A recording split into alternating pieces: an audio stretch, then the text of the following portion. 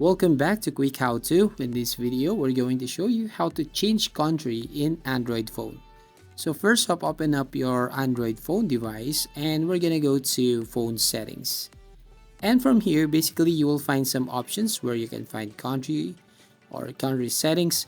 But basically we just need to use the search box right there at the top and we're gonna type country.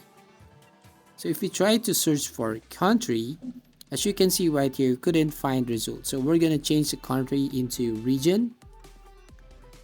Tap on search and you will see the results right here, additional settings and system settings. So we're gonna go and tap on that region. And here just need to choose the country on your Android phone. So that's all. That's how you basically change country on Android phone. So thank you for watching. Please like and subscribe to this channel and don't forget to ring the bell icon to notify you on the next video.